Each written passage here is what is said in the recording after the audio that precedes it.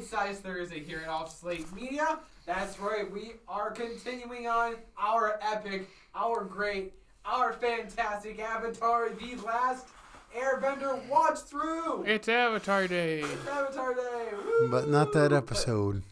Jake got it that time. Not that episode. Yes. We're getting there.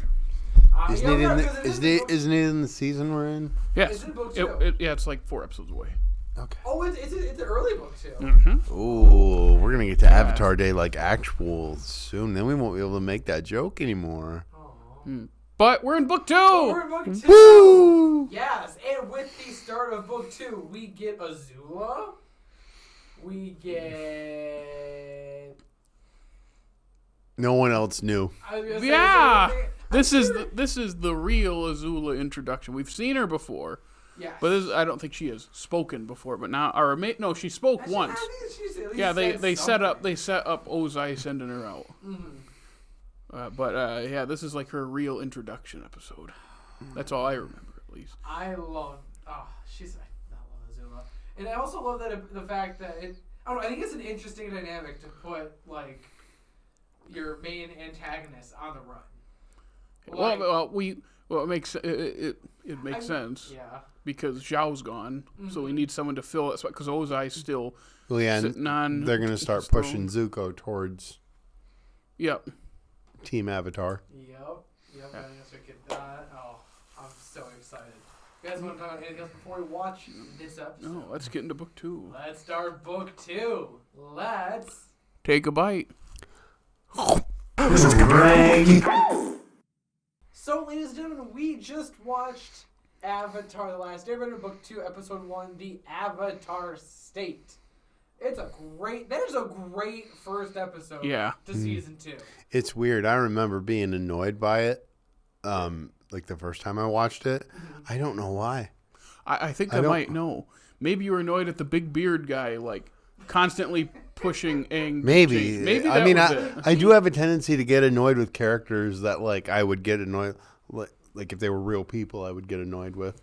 And he keeps pushing and pushing and pushing. Mm-hmm. That's why I do like a stop. Just stop doing that. I mean, obviously, I can see that perspective. Like, crap, you're pretty much a human walking bomb. Let's just like let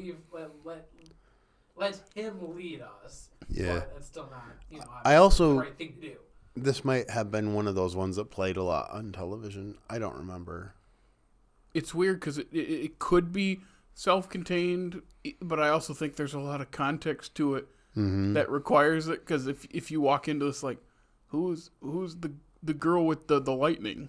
If you don't know anyone, it's like who is this? Well, to be fair, this is the first time we really meet the girl with the lightning. But they've set her up before. I mean, yeah, they've shown her once, twice. We see her in the Zuko flashback, so she's not the focus, but she's there next to Iroh when Zuko gets blasted. Yeah, that's the one time I'm talking about. I don't remember. And then we mentioned in the intro to this where Ozai sends her out at the end of the last book. Oh yeah. And I think Dickey said something about Big Daddy Hamill's first appearance vocally. Probably said something one of them close to that nature. Yeah, I remember hating how he said it. I do love Big Daddy Hamill. But it's not in this episode. But you know what?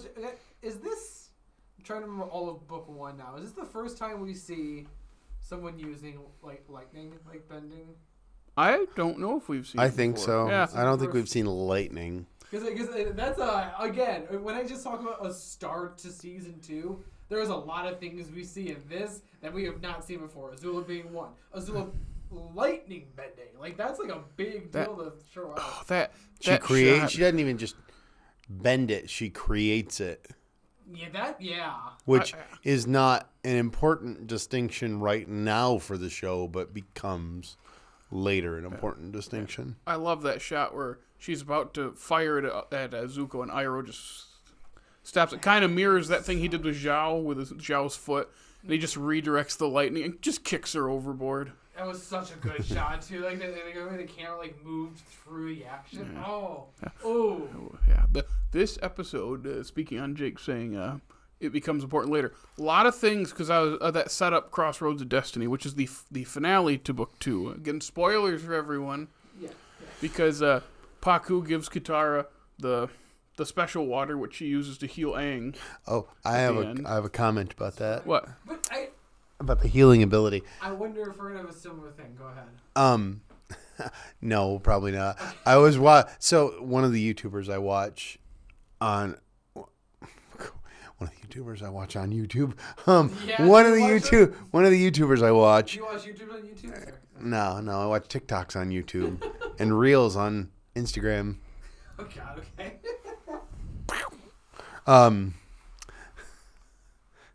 Anyway, he's doing a watch through of this too, and as of us recording this, so the end of March, he has just posted the episode with Zhang Zhang, and he had a really good point.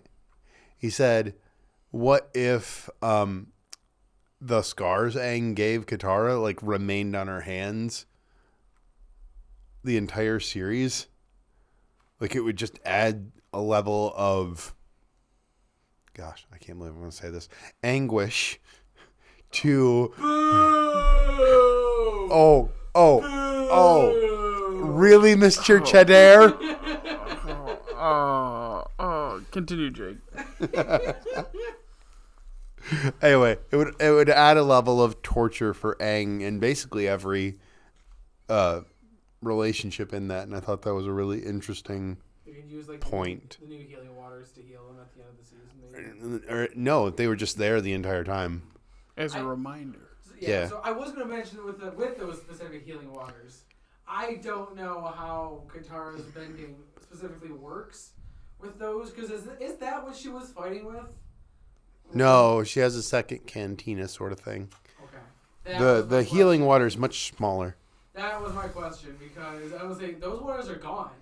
Because the sand just soaked all of them up and like brought them down. I was very confused. Yeah. If that was going to come back at the end, but no, I was wrong. Yeah, so she has that, which she'll use at the very end. I think she almost uses it. Doesn't it? She use it to heal Aang? Yeah. She was going to use it on Jet, right? And doesn't. Yeah, because he's dead. But they weren't really clear about that. But I think that's why it's like set up here, and then it pays off. Fully pays off at the end because she used it to heal Aang, and then of course Azula firing lightning at people is throughout the season, but that's a huge part of the show, and especially in that finale, it's setting everything in motion. And I forgot that Iroh and Zuko cut their hair in this. I forget what the thing is called. There's a specific term for it when people remove their tied up hair. I'm sure you're right. I don't know what it's called. They do it if you've both seen Rebels. Doesn't Kanan do that in season 4? I think before without spoiling Rebels on here.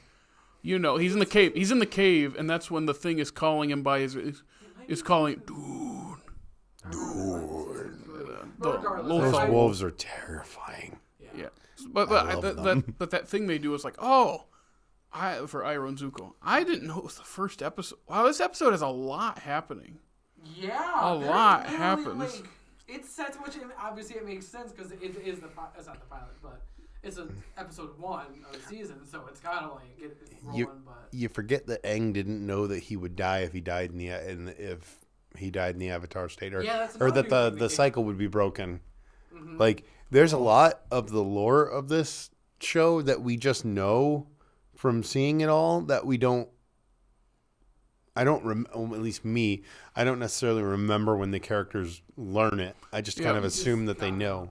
That's such a haunting image of the lineage just dissolving. And then they go ahead and do it. Spoilers for another show. Yeah. Except, what if they didn't actually do it? They're really unclear about it. I think that's what they're going to bring up in the new Avatar stuff that's coming out. I wonder if... new. I wonder if they're going to bring the lineage back, but I would hope if they do, it's not it's back. It's like there's a bunch of stuff to do to. What if they just kind of ignore that Korra existed? Well, I was gonna say, what is it? Is it gonna be like somehow Palpatine returned? Oh.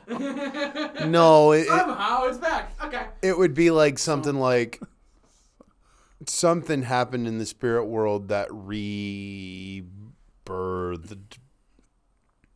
What was the name of it? It's not Batu. Batu's the bad one. That's of the water tribe. Oh my god. No, you talk about the good and evil spirit from book 2 of Korra. Yeah. I forgot. I know who you're talking. It's not Batu. Batu's the dad's friend. That's Bato. That's Bato. It might be Batu then. It's Vatu. I bet you it's Vatu. The point being, if there was some way to make it, if they're going Rava. to do that. That's the name. Rava. If there was somehow to reestablish the link without it just happening, like they have to actually do a bunch of stuff, but that's a completely different thing. Yeah. But yeah, that's the other thing, the setting up the... And also, who do they do it with? State kills them. Do they make another Korra season, or is that the next Avatar's job? Or I don't know. We'll see how these movies do in a couple years. Another thing I want to mention about this episode, we mentioned a couple times while the two Aang and all of them were fighting, and then Zuko was fighting Azula, and the edit back and forth a couple times, the cutting between the fights was on point. There was a couple of really good transitions. Aang rising up with the air, and then it cuts to Zuko jumping onto the ship. Yeah. Or the screaming one. What was it? Zuko yells, and then it cuts into Aang. Right. It's like those two were just like, oh yeah, those really just scratch my itch. Ew. What? Do you want to scratch his itch? No. We also get a pretty great underrated Iroh line where he says, "Well, he wouldn't have banished you if he didn't care."